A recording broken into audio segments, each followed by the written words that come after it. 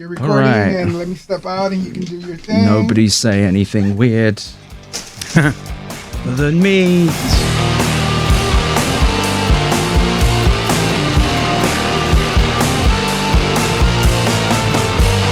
Better Offline.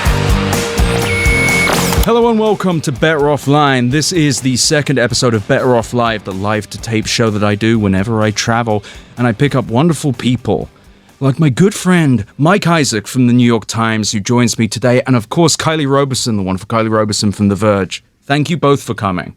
Thanks for having me. Thank you. And today is, and I'm definitely checking the date on my phone, Friday the 19th of July, so nothing big has happened today other than everything breaking. So, for those of you listening, this is likely going to come out after the CrowdStrike episode. I had to write the moment I got back from breakfast until the moment I left for this episode. And there will be a full explainer there. I'm not going to do this. And again, this will be after it, so I don't know why I'm even saying that. But we're in a weird time in the tech industry. It feels like we are watching, at least I think, the end of the world on some level. We're watching the institutional failures that are just creating more and more problems. And then also we're watching OpenAI on the other side, just like every 2 days, be like, yeah, there's 5 levels of reasoning. And we are on number 1, which is just a very annoying chatbot that sometimes knows things. And level 2 will be when it's a smart computer. And then level 5 will be the smartest computer of all time. All without like an actual product that people really care about. It just feels strange. I feel weird right now, and I'm pretty weird anyway. I'm just waiting for them to be useful. Yeah. Does that make sense? Or like I don't know, like it feels very, I mean, you tell me, like we're like super steeped in it, but like it feels very like everyone has decided this is the thing we have to build, or this is the thing we're moving towards. And like the utility of it almost comes later. Like they're sort of like ahead of themselves in a way. It's so strange. I'm surprised, but I am also steeped in it. And I try to get my friends to use it to see if it's helpful. My civil engineer partner has started using it for seismic projects, which is very, very niche thing. But obviously it's not accurate yet. No. Or ever. That's the thing, though. They keep saying, well, it hallucinates now, but it won't in the future. And then you say, why? And they go, oh, sorry, how even? And they go, well, we will get to that after I answer this phone call in another room. It's always like so 5 weird. miles down the road. Because watching the last few years with like the metaverse and crypto and all this is kind of beginning to look like, I realize there's a product. I know, but I remember back in like 2021, 2022, there were these roadmaps you'd get. You'd get the roadmap for like the Bored Ape Yacht Club, and it would be like, the first thing would be whatever they launch. I know you're a big investor. Kidding. Please don't trash No, my that's a joke. Just to be clear, New York Times editorial board. I hope they don't listen. That's a joke. If they do, it's my joke. But you'd have these roadmaps, so it'd be like, yeah, step 1, we release the apes. Step 2, we will have a special chat room for the apes. Step 8, Step of course. 1, release the apes Release is really apes. fucking good. Oh, excuse me. You can swear all you Okay, fucking just want. checking. Yeah, This yeah. is a cuss-filled podcast. You can say fucking shit and all the words. Okay, good. But on the road, and then step 8 would be like a real-life club in Miami for apes. And Right. I'm actually being serious. That is on the roadmap. Incredible. And they've promised this like metaverse where you can play as your apes in the computer. And all of that seems more real than steps 2 through 5 of the OpenAI reasoning thing. Right. But it's almost, Mike, to your point, it's like everyone is just committed to this bit now. I feel like, well, for me, a lot of the time when I'm thinking about it, just feels like constant FOMO across the industry and like always keeping your eye on like what your competitors are doing. And like part of this, I think, may be legitimate because of people are always like, oh, we missed the smartphone, right? Or we missed like the next platform play that we shouldn't have. And that's instructive. And because Google really cares about this, we should too. And like with self-driving, if you remember, like everyone was all in on self-driving cars and all these companies spun up and they're all like falling out. And it just, I don't know, like maybe there's some sort of, there is a logic to it, but to me, it just feels like a cart before the horse a lot of the time when I'm trying to grasp, like, what are we With generative? doing? With that's a good distinction. Like Gen AI versus like AI being like, because AI is not a new thing, right? Like it's not, you can't just speak about it as like, okay, this is just happening. But Me and Ed were just talking about this, about the generative distinction. yeah, I don't know. I do kind of buy the hype a little bit, I guess. I don't know. Oh, good. No, that's good. We can push off each other. Ed knows this, but did you guys see the lighter model? Do you guys have opinions about that? Oh, I do. I didn't. I know. We don't have I know. opinions. What is that? Tell me the 5 seconds. Oh God, the lighter model is cheaper. They say it's smarter, but technically it's supposed to be, less computing power for cheaper, so people can build whatever shit they want that they couldn't because it was way more expensive with a larger, more capable model, and you don't need to build a shitty little bot with a giant model anyways. Build the shit you want with a little model. Exactly. Okay, I get the sense in that. Yeah. Sure. So, but they did that because all of these Mistral just released a lighter, tinier model. Oh. Anthropic has a tiny model. Google has a tiny model, and developers are more likely to go to those models when they want to build something. Right. And ChatGPT did not have anything of the sort. So, yeah. So my biggest problem with that is everyone is racing to the bottom, and a race to the bottom is not traditionally something associated with good outcomes. Right. And so it is good that it's cheap or whatever, but also this company is still not profitable. This company is still not particularly useful. And so you've got this situation where everyone's like, well, on top of not being profitable and on top of not being super useful, we're also all having to make the thing cheaper. That is not profitable. Yes. And it's just, and also that will surely increase usage, which will not fix the sustainability problem. It just feels like we're accelerating towards a wall in the tech industry, and I feel a little bit crazy. No, I'm really interested in that. I mean, there's was it $600 billion problem, right? Have you? Yes. And then the $1 trillion Goldman Sachs problem. Yes, exactly. It does feel that way, that it's just let's just keep dumping money into this thing that it's not useful now. We hope it'll be useful in the future, It all just feels kind of disingenuous as well, because they're not even dumping $600 million into AI. Because Google has had AI initiatives. In fact, Google deliberately avoided the metaverse. Yeah. It's incredible. One move by Sundar. Well done, mate. But they've been piling money into AI for over a decade. They acquired DeepMind. Very long time. But this is the one you put the money into? This is your king? And it's just utterly confusing as well. But I also think it puts the tech media in this really weird position. Yeah. Where I get, and I'm not putting anyone on blast, including you. I get why people have to say, humor this. Yeah. Oh, I get it. Yep. I get why people have to say the 5 magical layers of reasoning. Even though the logic with and by the way, for the listeners, I'm just skipping over a thing I should have told you about. There was a story that came out in Bloomberg, and it was saying that OpenAI now has 5 levels of steps of artificial intelligence towards superintelligence. And step 1 is chatbot. Step 2 is agents. Yeah. And it's just very vague, and the story from Bloomberg was completely flat-faced. She's yep, this is perfectly reasonable. But the logic is, it's like saying, I'm a man, and I'm on step 1 of becoming Spider-Man. Right. And it's just, I get why we have to, and a mate of mine, Max Cherney from Reuters, sorry, Max rocks. He put it to me quite well, and he was saying OpenAI is important, though. We have to cover them, even. And I mean, what are you going to do? Just say this is bullshit? And he's right. Yeah. And Bloomberg, especially, and even the Times as well. It's not like your opinion, right? As Kylie, you can get a bit into the opinion, and I did, and you do, and we talked about it as well. Also, in your GPT-4o mini piece, you even talk about the problems associated with it. But it's weird. It's this weird situation where, what happens if this is all bullshit? Totally. What happens now? Yep. And it's been 3 cycles of bullshit. Yep. Yeah. Crypto is instructive, I think, there. But I totally agree with you that it sort of becomes a self-fulfilling, or it becomes weighty because of the attention it gets, and it gets more attention because of that. I do think that there is a way of covering it, and hopefully a way that media learned from a lot of the bubble around crypto, a lot of the bubble around, I think self-driving again is another instructive case, just because everything was 5 years away for 20 years, basically. And I think it's I think you're right. I think we're stuck in a dilemma of, you can't ignore it because more half of VC is going into AI right now. Literally, those are the numbers. And so you have to follow. Yeah, what was it in the Times? Shit, yes. I need to read my own paper.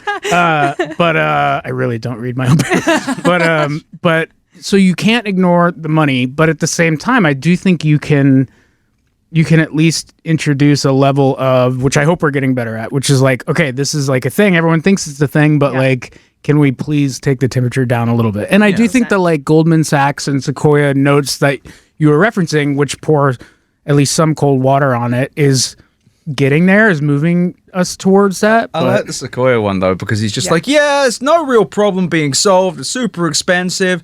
And but I still think it's good. And it's just hey, you got to talk your book. There was a great bit in it as well where he was saying like, the new B100 processors from NVIDIA, they're like 25% better, but only like 25% more expensive. It's not like he's saying like more efficient, because that's, if NVIDIA came up with something which Jensen Huang is incapable of doing that was more power efficient rather than more powerful, that would actually be significant. Because look, I would hate to do this. I would be so mad. I just want to be clear. If I'm wrong about generative AI, I will look like such a bellend. I'm going to look like the biggest twat in all the world. Everyone's going to laugh at me. I'm going to point. Everyone's going to be like, nah, you fucking idiot. But I'm not wrong. And I'll disappear if I am. But it's just, all of these things keep coming out. And it feels like, because to your point, sure, the media got taken by crypto and the metaverse. I don't think they're not being taken. I think you two are, you're doing the right thing. I hope. Because we're in front of mics. Because we're in the room with you right now. Finger. No, but also I wouldn't have brought you on here if I didn't. Totally. Like, otherwise I would just be like in trouble. Fuck this guy. You fucking idiot. No. But feels like the rest of the media is kind of flubbing it as well. Totally. Because there is a level, and both you do this, so it's good. There's a lack of context with any of this shit. The sheer amount of money this costs and the way that people look at the tech industry outside of tech is souring so badly because of this. Because it's kind of like politics. It's people are souring because the media, in a chasing objectivity, becomes even more subjective. Yeah. Because when you don't subjectively apply reasoning to OpenAI, for example, you end up in this weird situation where it's like you're actually just parroting their talking points. Yeah, it's really important to have that distinction. And this is really good advice that I got from one of my favorite podcast hosts, is that you should write about what they're doing today and not what they're saying they're going to do later. And I think that's a really important distinction, and really, really hard, because most of the conversations you're having with them is stuff we are going to be doing with this technology, not really stuff we're doing today. Most of today is kind of boring research, safety mechanisms that they're deploying, and very like tiny little steps to the large language model. But it's not like we're going to solve the climate crisis and also destroy the climate and physics. Yeah, it's wild. I feel like some of the problem around coverage, and I don't think everyone does this, but I think like this is all happening at the same time the media is getting destroyed. And so like institutional knowledge goes out the door a long time. Like, I feel like, I mean, just speaking for myself, I feel lucky that I've had a tech job for 14 years, or covering tech for 14 years. So like, still like a drop in the bucket as far as like the history of the Valley, but like I've been through a few of these cycles, so I can at least rattle off shit that I know like from whatever. And I feel like when Google is no longer servicing news in the same way it is, Facebook has pulled out of news completely. Like it's killing everyone but the like really big players, and even the really big players are getting hit. So I think it's just like, it's not, there are a few things going on there, I guess is what I would say. Do we think that the Perplexity incident changed anything? So the Perplexity incident for listeners is Perplexity AI is an AI powered. I have to explain these things. My partner was I was going to say, I have wonderful listeners who are not in the tech industry and trying to learn from me. Your mistake, not mine. So the Perplexity AI, they're a company that lets you search using the power of AI. When they first announced, everyone's like, shit, this is Google's dinner being eaten in front of them. Wow. And the latest thing they did was they do article summaries, which is just otherwise known as stealing. And they ripped an entire Forbes article, I believe it was from your Sarah. partner. And it was Sarah Emerson. Yep. Fantastic writer. Seriously, like, Forbes has got its problems with Sarah fucking rocks, but Tech Desk is great. And so you had this thing where it would generate this story, and just rip it off. And they ripped off the Forbes story. Yep. And then when Forbes complained, John Pachowski, is it? Yeah, Yeah. John. And he just ripped them publicly. And so Yeah. Perplexity's answer was to add citations at the top to 4 or 5 places that had aggregated the Forbes story. Yeah. And it's just like, this is the thing. I do not understand why the tech media is not more antagonistic to these people, because Yeah. fucking hell. Come on, man. Yeah. Don't steal my shit. You've already been doing it. Yeah. And it feels at this point like some of the tech media are kind of like trying to kick that football at Charlie Brown. Like, Yeah. oh, yeah, they won't screw us over this time. And then they do, and it's even worse than before. But I don't know if it's like a level of complacency though. It's just like, I don't know. It just seems like people are so tired and everyone's Yeah. getting fired and we're so over, we're so cooked. It's like what do we do? never been so bad. So I feel like that's a bit of it as well. At least that's what it feels like to me, is people are like, this sucks. I don't know what to do. Also, what's weird as well is everyone's acting like tech isn't fun anymore. And it isn't when you look at what's in the tech media now. I was saying this to Max Zeff from TechCrunch. Yeah. Yesterday. Lovely fella. Used to be at Gizmodo. I was talking to him about this, and it's like, tech is this industry, when you look at it, that combines the best of sports journalism, financial journalism, entertainment journalism, and gossip. There's all sorts of weird freaks, strange little weirdos, like Sam Altman in this weird broken house. He's like, I don't know why my house is so Pouring shitty. like shit into the yard or whatever.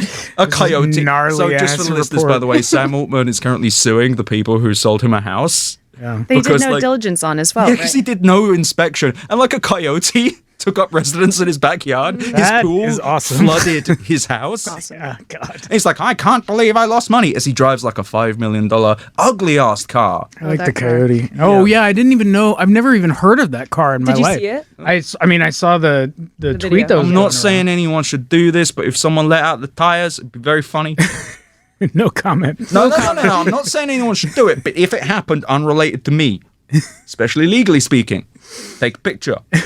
Easy at betteroffline.com. Email me the picture. Ed did say he was busy this weekend, so that makes sense. Yeah. It's definitely not just hanging out with my friend and drinking a bunch of beers. But the thing is, like, that is great gossip journalism. Like, that's just fun. Yeah, for Like, who sure. gives a shit? Kate Natopoulos at BI has done a really good job at this as she well. Like, crushes it. there's so much fun in this industry. I just bought this weird little thing called a GPT-Win 4. Oh. And it's like a $1,000 little computer. It looks like a PlayStation Vita. You can run Windows on it. It's playing Diablo 4 on it. That shit's fun. And you've got this weird crap being made in China. No, we can't possibly touch it. We've got to talk about Sam Altman's magic broken API thing that kind of sucks. And it's just... I think that tech journalists touch a lot of, I think that's like a narrow vision of what we're talking about. It's the most popular stuff. I don't even know if it's the most written about, though. It feels like we've gotten away from the time when we talked about the fun shit. Yeah. Because it's like the money isn't there. Yeah. And I think that really is it. It's like the money, to your point earlier, Mike, we have to cover OpenAI to some extent, because even if they are building nothing, they're taking a lot of money to do so. Yeah. And they're making potentially $100 billion deals with Microsoft to build a supercomputer. But it feels like the fun's just kind of gone. Like, we're not enjoying. Everyone I talk to is kind of just like, to your point, kind of like tired. Yeah. And everything's so unfun. Like, I think that I would like it if OpenAI actually did what they claim they were doing. That would be interesting. I don't want jobs to go away, but I'd love like the computer to be smart. I'd love my phone to work sometimes. Like Apple Intelligence. What do Apple you think? Intelligence. Yeah. Tim Cooked, and he Tim Cook. It's in this weird situation. I don't know if that was intentional or not, but I like. It was an episode title. They all love it. Oh, got it.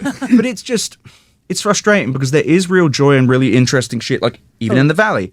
But it feels like there's less journalists in San Francisco these days. There still are here, Yeah. but there's not as many. It's not like 2014, 2015 when you had weird Indiegogo freaks and hackathons, which are still happening, but they're not getting the attention. I wonder why that is. I think, I don't know, the people in San Francisco, the journalists I know, I have like a 20, 25 people deep group chat of just young tech journalists. Well, not all tech, but journalists in San Francisco. 25 people in one chat? Yeah, whatever the Wait, upper was it bound like an is. SMS or Yeah, like a a iMessage. Slack? Holy fuck, that's too Yeah, many. it's just a Damn, bunch I of can young do people. Slack. There you go. Again. But they exist. I think they're still figuring it out. And, but not to plug my own company, but Do it. it's the reason I went to The Verge is because it's just like, will you pay me to write weird shit? And that's all they do. They just did a bunch of posts on Legos the other day. Like Which rocks. Yeah. Oh, that was good. I saw that. Yeah. That's No, what we need. yeah. literally this morning in my work Slack, I was like, I sort of miss blogging. Like it was Exactly. it's love very, blogging. I yeah. love posting and Just blogging. let me say whatever, and they do. Like I can really just go at it with any. I love blogging. It's why I got into tech reporting. So But that, I feel like that is actually tech salvation. It's the blogging, save the bloggers. Blog it out. I'm like 90% serious. Because it's the thing I wrote today, which will become a script, and you're going to read it, and then you're going to hear it. You're going to be like, the newsletter and the podcast was similar, and you fucking do an episode. Anyway. But writing that up and being able to go at it, and I realize I'm in a different position to you two, but it's like opinion journalism. Even if the opinion is I like it and it's good, some life, all things digital, where Mike used to Oh work. man, There was some RIP. good Shout out. shit there, and some great writers came out of there. 100%. And Kafka's good at BI. Yeah. My buddy. Kafka's a beast. Yeah. And once again, I'll apologize. Peter Kafka, I misread one of your stories and made a snarky tweet. You have my ass forever. Rats. But yeah, no, you got to give them where you're wrong. But that's the thing. It feels like tech has got so rigid and it's turned into almost different aberrations of Bloomberg type things. But then you'll occasionally get something out of the journal that's very prescient, where it's like the training data one. It just Yeah. it doesn't feel like tech journalism is given the freedom it needs to actually deal with the tech industry. Totally. I haven't had that experience of writing analysis until I came to The Verge, and it was kind of beaten out of me in a sense, is that you're really not supposed to have an opinion. You're really supposed to be, just very, very neutral. And then I found a lot of the people who follow my work really liked when I said what I thought about a specific topic, which is, I know, silly and kind of a given for many people, but I think it's valuable, Well, did you come up in traditional orgs? I started at BI. yeah. I was a software developer culture reporter. So it was like, this software developer built this project and they're doing this, which was so fun. But then it was like Scoop City, Peloton stuff. So that's very, and then and then I came to Fortune, and then it was all Twitter. Fortune magazine. So it was all Twitter reporting. The implosion? The implosion, Yeah. X Twitter. And so then that wasn't so fun. I mean, it was really fun as a journalist. And then the audience is like, I'm really tired of hearing about this, Yeah, I am honestly. too, yeah. So, now I get to do more of the analysis stuff. Just what sticks out to me is when you really take a step back, this entire industry is just, what did Sam Altman get up to today? Oh my goodness. And he had a bit of that with WWDC. You had people taking a photo of him and then he did nothing, which is, I love that Tim Cook humiliated him.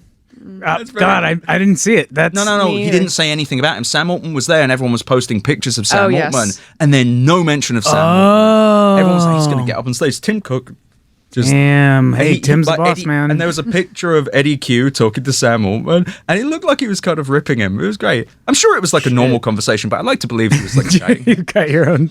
I said, sit at the back, Samuel. I have heard more of the. It's actually really interesting because there was this period of this is in my head, but I feel like there was the heyday of tech where it was guys in hoodies and everyone was like, ooh, this is aspirational. Then we went through a correction of more accountability journalism and everyone's going after X company or whatever. And I think that exists to some degree now, or still in a big way, but I also feel like there's maybe a push from some folks with the sentiment that you're giving, which is is there fun or interesting or aspirational things that we can write about or think about again that we miss hearing about, which I've been thinking about a lot more. It's it's weird historically I feel like I've done a lot more of the critical stuff, but I there are interesting things going on that maybe we could focus on there, but it's also not an either or, I still feel like you can do both of those things. It's just figuring out who can do that and who wants to do that maybe. Totally. And it's advice that, so both Kylie and I share the same mentor, the wonderful Matt Weinberger, who I'm seeing after Love this. him. The guy sensei of bloggers. Love you. And one of the things he said to me, and I'm sure he said to you, is people come to you for your voice. And it's true. Totally. And it sucks because you have so many people like you, Mike. I'm not saying anything's wrong with the Times, but it's not like your style comes through. There is it's like a house style. Yeah, Yeah. I have to sort of, But also, you're an interesting fucking fella, and it doesn't get to come through. And Farhad, we need Farhad back. It comes back through Love Mike's Farhad. tweets for sure. Oh, Farhad, he did the thing about men not washing their asses, and I was Oh my like, god, that was such a good one. that's like I a didn't see classic. this. Oh my god. So this guy this is Farhad great. Manju, if you've not heard of him, he is a writer who was at Slate, he was at the New York Times, and he would just, a lot of his articles are just him going, Yeah, yeah. Just what's like a it? Kind of like hardcore the riff. American Adrian Chills. Yeah, what was it? Oh, Adrian Childs. Yeah, the British Childs. guy who writes Who insane just writes shit. like, I have a urinal in my house and my guests are upset. But that's so kind of what good. Farhad did. Yeah. And kind of what Katie Notopoulos is doing at Business Insider. Yeah. And I swear to God, that is where tech finds its salvation. Because all of this financialization of everything is just fucking boring. I'm sorry. I do my episodes about it, but I'm pissed off for many reasons at all times. But a lot of it is cutting through the financial stuff to say what's actually happening. Why did Google search get worse? It wasn't because like the computer got unplugged. It's because of organizational issues. Why does that happen? It's a cultural issue. It's the push of management, but it's when you incentivize an entire system to growth at all costs, blah, blah, blah, blah. Everyone's heard those rants.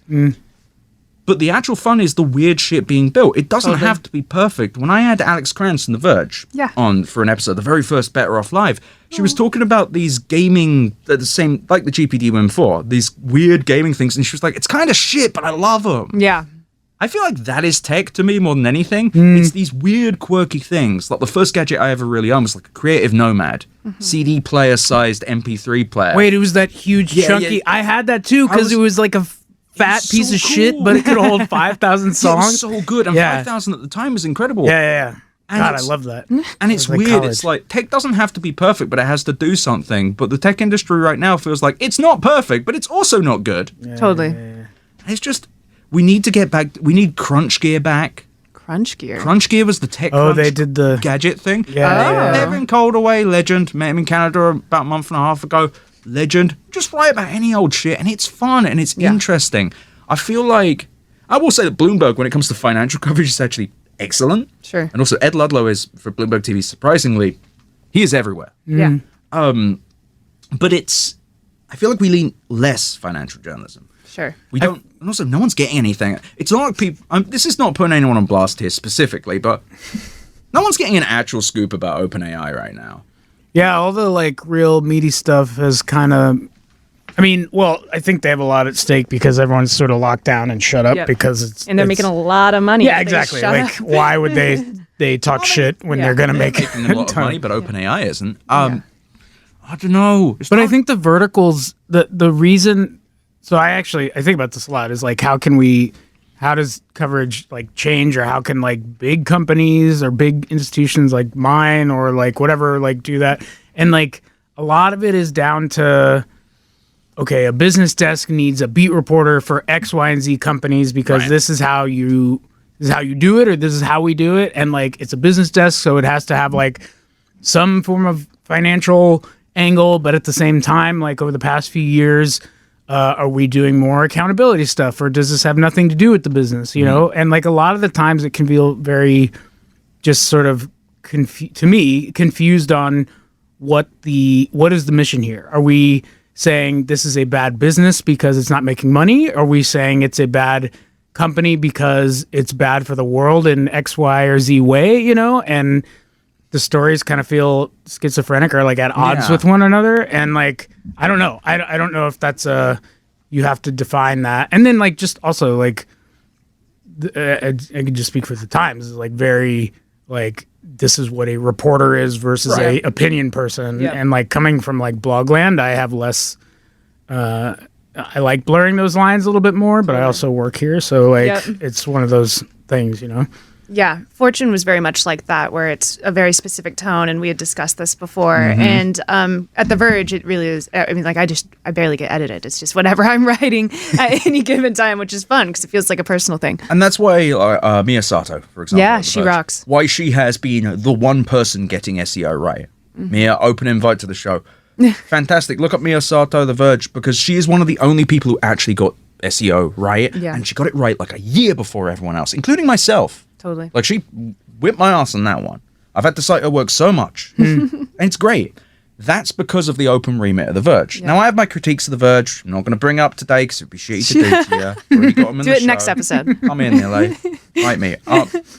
But that kind of open format reminds me of All Things Digital, which, for listeners who didn't know, it was like a kind of a predecessor to the Wall Street Journal's Tech Desk. And Kara Swisher, who I will rip to shit on another episode, is pretty good at mentorship, though, and team building. She was great at talent spotting. She helped me a lot. And that's the thing. Like, I dog on Kara a lot, and I'll continue to do so. Come on the show, Kara. Let's work this out.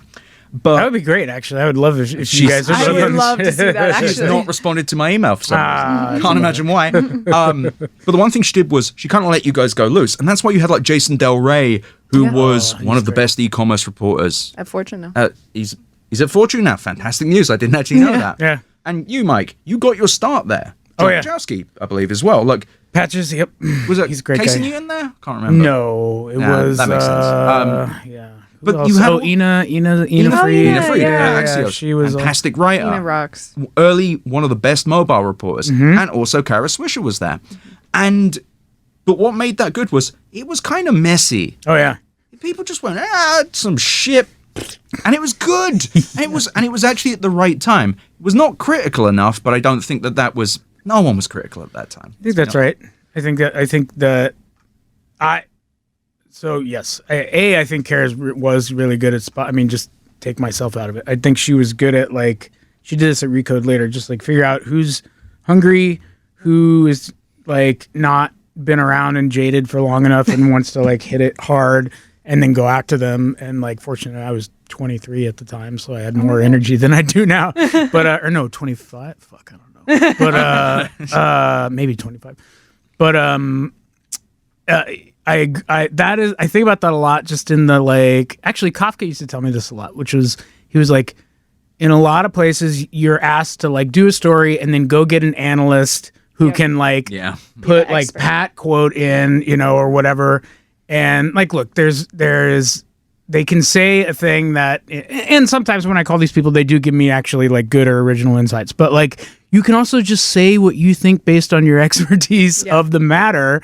And like, like, assuming you know what you're talking about or whatever, or just have done the reporting in the background to get to a point where you know what you're talking about, like, people respond to that, you know? Totally. And I think Twitter has been like my hack or workaround for a long time until before it like fucking broke. But like, I think that, that just sort of, I'm trying to think of like where that exists really now. You know? I mean, besides what you guys do. All Things D created some like just monster reporters, and to hear that you guys got that kind of freedom really early on, and like early in your career too, to be like, dude, you know this, you spend all your time working on this, like, say what you think here, and And I think these conditions also created, and I'm not saying it's anyone in the media's fault, because it's not the media's job to stop them running shitty companies. But I believe that period where, and it's like really the late 2010s, where the media just kind of was like, we trust these guys, right? And then we couldn't. Like, and I'm not even trying to be nihilistic and say, you can't trust a single tech firm, but I don't know, I wouldn't have trust Mark Zuckerberg. He's a very damp looking guy as well, but trusting these companies was a mistake, but also when the whole industry was trying to be enthusiastic, because it was fun. Mid-2010s were a lot of fun. I watched Silicon Valley recently, and Kara's on that. It really stands up, by the way. It's really good. It's crazy. It's crazy. I actually disagree. I thought it was so good. It was shocking. I watched it, and all I could think, and this is because I'm a PR person, I watched it and went, this feels like people only like it because it's like, they're taking me seriously. Oh, TechCrunch Disrupt is in it. That guy like me for real. They did They did. That was great. But that's the thing. I watched it, and I think I was just an early cynic. Yeah. Just like fresh off my first divorce, just like, fuck these people. But it's fresh off my first divorce. But also, it's funny because things have soured so quickly that I don't think anyone's had time to adjust. The irony is that I think, kind of to your points as well, the adjustment that was made to not trust these companies was to have less opinion. That a lack of objectivity was what the problem was. When actually, I think we need more. I think we need more people. Peter Kafka over at Business Insider, former All Things Digital, he has had some of the most prescient things. And Business Insider, I can't believe I'm saying this, and I do work there occasionally, has somehow got ahead of everyone with the discourse columns. Oh yeah, totally. They're very good at that. But we need more. We need more of The Verge. We need more of this stuff. We need more 404. But 404 rocks. 404 rocks. But also, come on, let the freaks out. Let the freaks out. Let them dogs out. You got Kobler. You got Kobler over there. You got Cole. You got all these people who can have just the most rip-ass opinions. Yeah. There's also like this insane distrust in media as well, coupled with it. So like, if you seem like you have an opinion or if you vote a certain way or anything, it's like, oh, well, they're just like a plant. I actually had someone ask me, I won't say who, I'll tell you guys after the podcast, but who asked me if I believe that there's like Chinese spies in media. I'm not even kidding. God damn. You guys definitely know who this is. But anyways. I actually don't. I have maybe an idea, actually. So, Nikitas? anyways, there's like this crazy distrust. And so when I was coming onto the scene, I'm like, okay, like I don't want anyone to think that I'm going to Chinese spy. that I'm a Chinese spy. Jesus Christ. But yeah, so I think it's really banged into you at that point. It's just like, okay, everyone kind of hates us and doesn't trust us. Like, so why should we get to have an opinion? I do think there's some. So I have to be careful anyways, just because of where I work and because I will get a hand slap if I go too far. Right. But like, so I kind of know where my internal line is, if that makes sense. But like, there is some element of strategy in holding back sometimes, if that makes sense. You like, don't just have to say it. You can let the reader like show them, and then let the reader I have that understand what you're whatever saying. opinion. I disagree, but yeah. Well, I just think that like, look, I think there's a few ways to go about from a reporting sense. Like, I know reporters who are very outspoken of their point of view, and that works as a sourcing tactic, right? Totally. Like there will be like, okay, people will come to me because they really as a sourcing share. tactic. Yeah. It makes I'm not sense. talking about the writing side. It's more like like for me, like just in reporting, I'm like, all right, I can get a range of folks if I'm. It's not really fence sitting, but I have thoughts that I don't always put out there. If that makes which sense. makes sense. And I think it works to an extent, Yeah. like, but also there's different strategies. I know guys who are just like, Yeah. and whatever. That's also a strategy. Yeah, totally. It is. But also, I don't get I've any done that. sources. Like, it's not like, actually, no. Right. I get random people from Google being like, you should hear this shit. I'm like, great, what do I do with this? But Use it, man. Yeah, use it. Publish it. Or send it our way. Yeah. I have with other people. And by the way, if I send you a story and you don't pick it up, some exceptions there, of course, I will remember. I'm not talking about anyone in this room, just to be clear. But the thing is, I think that there is a kind of a fallacy there, which is if you don't have an opinion, if you're objective, people are still going to say you're not objective. They're still going to be like, well, I agree with reading that. between the lines here, what you think is, and like, no, I wrote this, I know what I think. Yeah. Well, why does it say this? Because of the editor. And they're like, well, so they are also in the pocket of China or someone else. Right. And it's just, it almost feels like there's not enough solidarity between the tech media writ large, but also on the higher editorial side. There's not really a back the fucking reporters forever. Right. I do think that we all are very competitive, and like one thing that actually really bothers me is when companies use this to their advantage and like play us off of each other and like plant. They know X person's about to write this, so they're going to go to Y person and plant it, or like, God, there's one person who I won't name who does this a lot and gets spun by a different company to go after reporter stories, which is another great tactic that companies use. But it's to your thing about like the solidarity in press should be more of a thing. But also, if someone is doing that, honestly, the best thing, and I know that no one would actually do this, but I'm a gremlin, so I would. If I heard that happening, I would just tell everyone. But that's the way to stop that. But that's how it all works. I don't think it's not just one person. It's how it all works. Yeah, sure. Yeah. The oppositional stuff, it's difficult. And I think that part of the reason I brought you in here was I kind of want the listeners to understand the chaos of this stuff and how multi-layered the problems are that the media face in tech, because it's such a weird time. And you've got TechCrunch under new management. Yeah. You've got Fortune under basically old Business Insider people. A time? A Fortune. Fortune. Well, Time Inc. still owns Fortune, right? No. Or is that not even Jesus? Wait, did they Wow, sell let's it? get you up to date. Yeah. But that's the Did thing. they sell it? Listeners, this is important to know. These outlets are being bought and sold at random. Benioff totally. owns Time now. And by the way, did you two read the Time, and I'm doing air quotes, listeners, article about Ariana Huffington and Sam Altman's new health? I saw it. AI I didn't thing? read it. No, how was that? I'm was assuming dog you shit, really Mike. liked it. Charlie Warzel, I haven't finished the article, but he lead paragraph. Have you read up? I have. Yeah, okay. I'm sorry if you have opinions. I read the first 2 paragraphs and it feels like he rips them. Yeah. That was a good poker face. Stone Age, paper machete, I'm thinking of, but it's good article, and he also has a smart point about the belief, and I'll include links, don't worry, listeners, Jesus Christ. But the problem with that was he was in front of Sam Altman and asked him the limpest questions I've ever heard in my fucking life. Oh, they Charlie, interviewed him. Yeah. Charlie, go for the fucking throat. Choke him out. Maybe he likes it, I don't know. But it's this article, which was a press release. And I did Did they run get an it- exclusive or something? Yeah, and Okay, it was just well. dog shit. It was a joint written between Ariana Huffington and Sam Altman. Yeah. And the secret version of ChatGPT that's even worse. And it just sucked. And it was all of these made up things about how AI and healthcare will interplay. Yeah.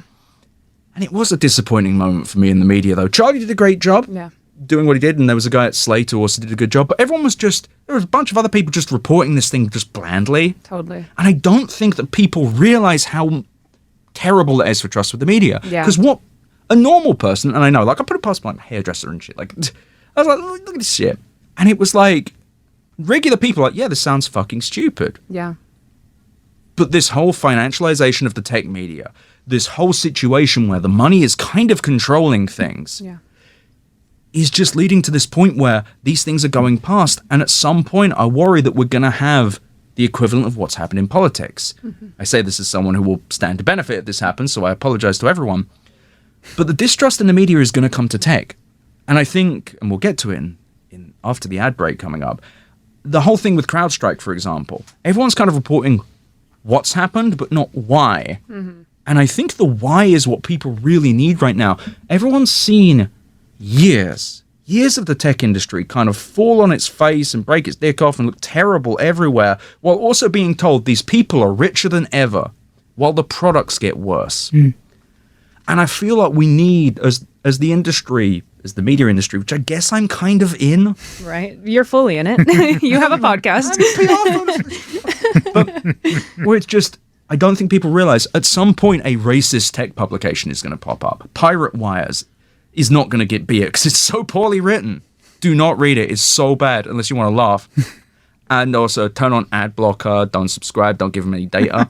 But at some point, this whole techno-fascist movement in tech, the whole techno-optimist, which just means fascist. When you're quoting Nick Land, fuck you, Andreessen. That's my opinion, none of my guess. It just feels like we're in this point where tech media needs to grow up or just grow in a better direction, because otherwise there is going to be a competitor and it's going to be so much worse. I'm just worried. I'm just a bit worried about the consequences of the lack of trust in tech media. It's going to happen. When are we going to do something? Very curious if they can. You remember Andreessen Horowitz put that publication together, Future? right? Yeah. And Oh, then baby. then no one published because they really realized that getting people to write is hard. Getting them to commit to do it and have a regular cadence on doing it and turn in your copy is hard. Yeah. And I think they Media's hard. yeah, I think they got ahead of their skis Skill on issue. that. People can riff or whatever, but it's just I am waiting to see what that looks like, and I think that's why they bet so big on Substack, because their whole thing is all right, if we don't do an in-house thing, then maybe we'll get a legion of people to do it on their own, and then they can sort of aggregate that in however Substack does. But yeah, I'm wondering if it's less an institutional publication and more random bloggers who everyone sort of subscribes to, and to your point, just sort of a fashy version of what tech coverage would look like becomes more of a thing. I don't know. So let me ask you a question. What is a podcast? Miserable little pile of secrets. But nevertheless, how about you? Have an ad break.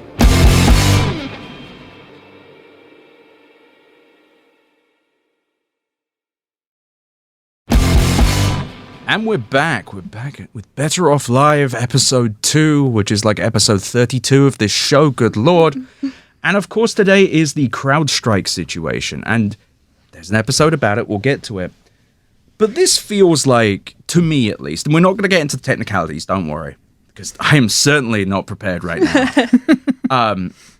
But the CrowdStrike situation, it feels like the beginning of something more than the end. It feels like the final punishment of the move fast and break things generation. Sure.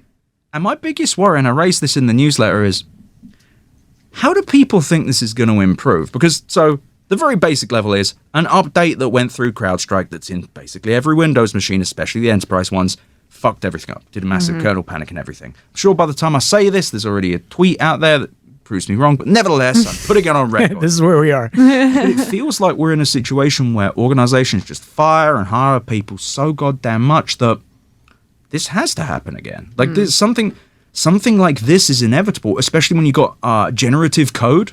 Yeah. You've got less software engineers generating more code, and the people above and below them are being fired at random.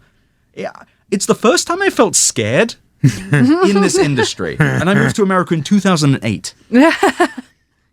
Wow. Yeah. Solid time. Good timing. Yeah.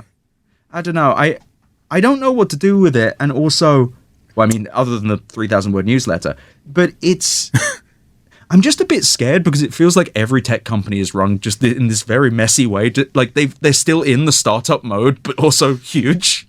Totally. I don't know if it like, I don't know, the thing, maybe this is naive, but like I often like think about things in the window of, what is it called? Hanlon's razor, which is like, don't attribute to malice, which could be more often chalked up to stupidity or incompetence, right? And like, I feel like to be clear, there are very many bad people in the world doing bad things, but like a lot of the time it's just like dumb shit. Someone pushed like a thing to production instead of the test code environment or whatever, and now you took down half the fucking world, right? Yeah. So like, crazy. I don't know. I don't know if that's like better or worse than people maliciously doing things. That's where I'm sat on it. I don't think someone at CrowdStrike was like, right, I'm going to crash every Windows computer. Excellent bit. That would be, I mean, it was a good bit. yeah, just the CEO, I was doing a bit. No, I think that the problem is Hanlon's razor here. It is that just tech companies like, we must grow, and if something breaks, we'll fix it, right? Totally. Except they don't seem to have fixed it yet. It's still broken. My mate's still stuck at the airport. I'm glad you flew in early, I guess. Yeah, I was nearly delayed due to thunder in Vegas. I don't know, but also this feels like a situation where the tech media is going to have trouble covering it because it's so complex. Yeah. I bowed out early this morning. Yeah. I don't know. I mean, I do think that's where tech reporters, if they're super into it, can like shine. And I don't think cybersecurity reporting is like as much of a specialty at mainstream publications. It's like random, like the guy Brian Krebs, who's like his independent dude who he used to work at the Post, but now is just a hardcore security researcher guy who has his own blog, and everyone in the security industry trusts him, basically. And like, but yeah, like that. I mean, 4 Media does it. Yeah, yes, who's great. Joe Cox. Joe is awesome. So like, there's a version of this that could shine, but I think I'm very curious. There are already like things blaming. Well, actually, you might have a different take on this. There are things that are blaming Microsoft that are. There was like a headline that was like Microsoft fucks up the whole world or whatever, right? Right. And like technically it wasn't their fault, but your position is ultimately it is their fault. Yes, because Microsoft runs Windows, but also the reason that CrowdStrike managed to fuck up so much is because Microsoft could have built this themselves and indeed have a competing product to Falcon. And there is a whole exhaustive explanation for this. But it kind of sucks, and they were like, we could save money just giving it to this other giant public company who was only worth $89 billion. And ultimately, it's both of their faults. But this is a situation where, and what was it I was reading the other day? We just had him on the show. An economist called Darren Acemoglu. I'm probably saying his name wrong, out of MIT. Just interviewed him. I should know it better by now. It's been a long day, Darren. But he said that there should be criminal prosecution Whoa. for CEOs. Yeah. And I Well, actually fully fucking agree. Yeah. I know this sounds crazy, but if you break half the world's computers, you should go to fucking prison. Satya in cuffs today. Hot take. Do I have sounds here? No, but I'm only 50% joking. Because if your direct decisions, and I know both of you don't want to touch this with a fucking... I could talk about it in an abstract way. but also just making it clear, don't worry. Yeah. I can say the crazy shit, but it feels like there aren't, and Theron's argument is not put them all in chains, it's these consequences should exist. Yeah. And Consequences should exist. And Yes. lack of them is why these things keep happening. Because, okay, an FTC fine that fines Facebook $4 billion is bad for the homogenous lump that is Meta. But it isn't like Mark Zuckerberg has any fear there. And It was pretty good when he had to apologize to the families, stood up in court, but I don't think that's real consequence, it's slightly embarrassing for a man without feelings. And it's just Satya Nadella should have a criminal inquiry here. There should be an actual Department of Justice investigation into this with curious both if that CrowdStrike and Microsoft. There will not be. I'm 100% sure there might be a Senate hearing if we're lucky. Right. Yeah. But it's all of these CEOs, they operate in this weird kind of bubble where, it's a corporate thing. We don't get angry at people for corporate things. But if I went around, because I was the Flash, I assume, and smashed 500,000 computers with a big crowbar, if they could catch me, but I'm the Flash, they couldn't, they would put me in jail. It would have to be, I don't know, I'm talking about the Wrath from Spider-Man. I'm mixing up my Marvel and DC right now. But nevertheless, it's like this person who smashed a bunch of computers would go to jail. Right. But the person whose direct decision-making was the reason that all of these computers went down, they're fine. And it's like, it feels like that needs to happen. There needs to be some regulation of this, but also, where are the consequences? It's why Sam Altman's accumulated all this power. It's why all of these, Steve Jobs, horrible man, but the crimes he committed, the California DA came after him for welfare. That was a form of consequence, and it was extremely effective. He went from being a deadbeat father to a shitty one, which is progress for Mr. Jobs. And it's just not what I'm very much trundling towards is it doesn't feel like anything's going to change as a result of this. Right. I think that's right. I think that the fines point is really important because I think they just price it into their budget 100%. now. There was a great Times article about training data and how these Meta executives in their boardroom were like, that was so good. I talk about it all the time.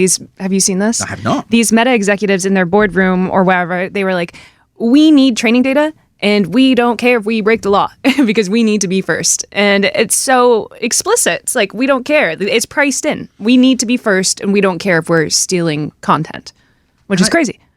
And I will say this, that's where the Times did their job the best. That was a really great article. But the fact I didn't read it is my fault. But also, that should have been fucking CNBC TV every day. Like, that should have been a bigger story. The fact that these companies can operate not just without concern for safety, but basically being like, it's not a fine, it's a fee. Yeah. It's insane. But if Mark Zuckerberg could go to prison, he wouldn't last a day. Definitely get some more. I do think a lot of I have frustrations just because of how I wonder how deep you can go in a mainstream publication on pretty technical stuff before losing people. Totally. And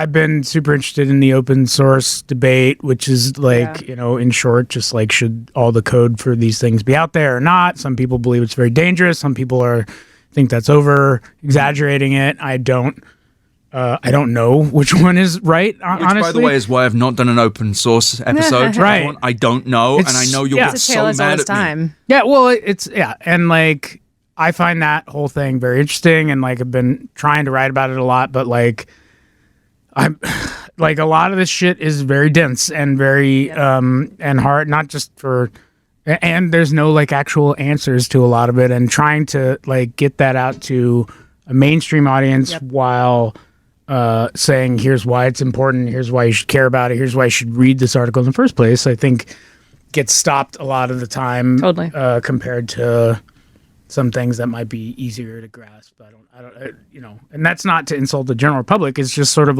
these things that require a lot of attention and reading just to like break into where the argument starts. Totally. Does that make sense? I've been cut I don't know how many times from writing articles because they're too technical and a thing I've had to do lately, which is so funny. I'm like, okay, if it's really highly technical or just kind of a waste of space, like tokens, how much does this model cost for input output tokens? And I didn't include it in a Verge article recently, and the comments were like, well, how much does it cost? And I was like, God damn it, guys. Yeah. So I replied, I was like, I will add it next time, but like, who cares about the tokens? Anyways.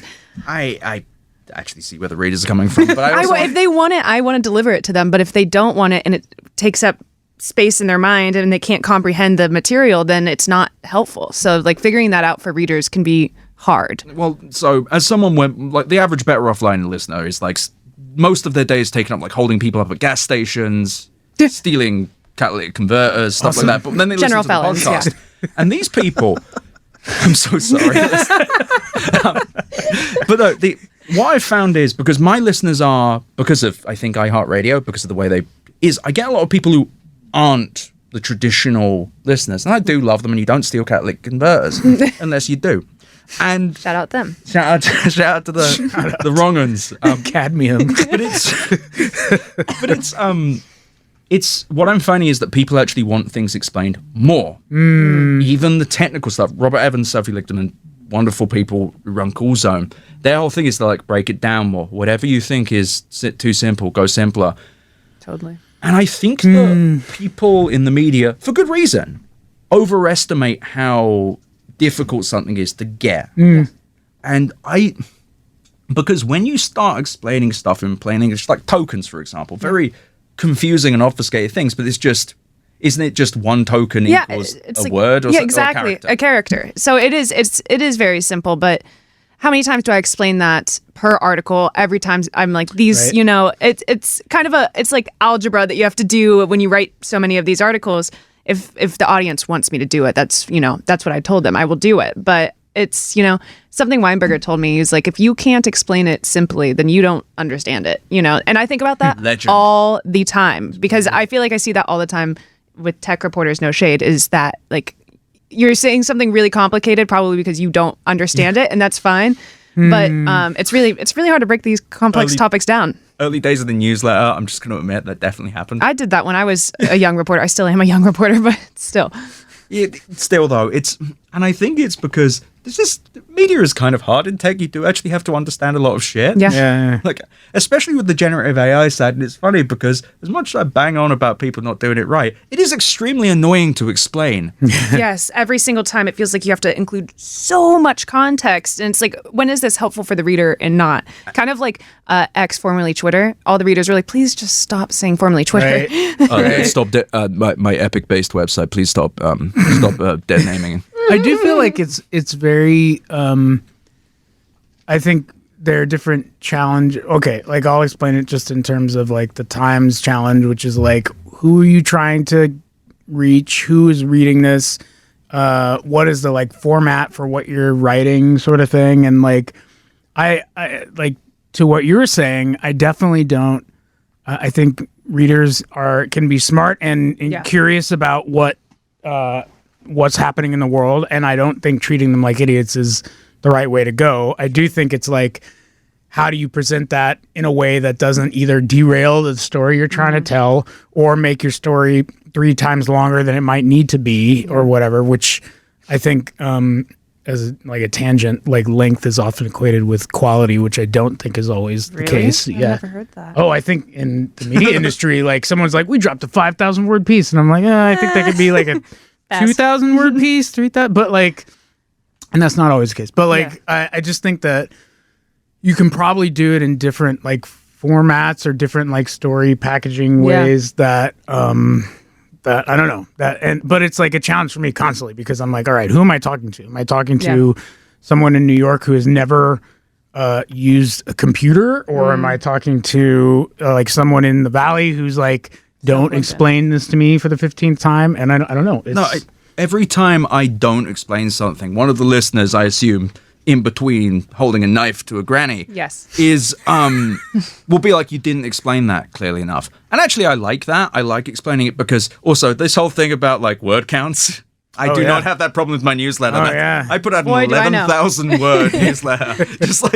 just like complete. Go at it. Yeah, just fuck it. But also people get so angry. When they're like, Jesus Christ, Ed, rein it in. Well, the funniest one was I did like a 4,000 word one and someone sent me an email being like, yeah, that was too long. And the next one was 11,000 words and I emailed it to them. Jesus Christ. I love your relationship with your audience. I know. No, They're going to steal your grandma. Knife-wielding audience. Yeah, he was planning to bomb a bank. He was just like, Better write 11,000 words quickly. Yeah, this held me up. Yeah, your generative AI thing was a great soundtrack to me chasing a man down the street with a hatchet. I'm so sorry. I know you guys aren't all criminals. Just some. A large majority, maybe. But it's funny because you've really crystallized the problem here, which is, what the fuck does the tech media actually do? Like, what is the actual job here? And it doesn't even feel like the various balkanized outlets. No? Can I say what I think it is? Go for I it. don't know. Yes. I am the most junior person in this room, let me say. You're but extremely good. Thank you. But I think, like... means you do more work than I do, No, honestly. so you guys.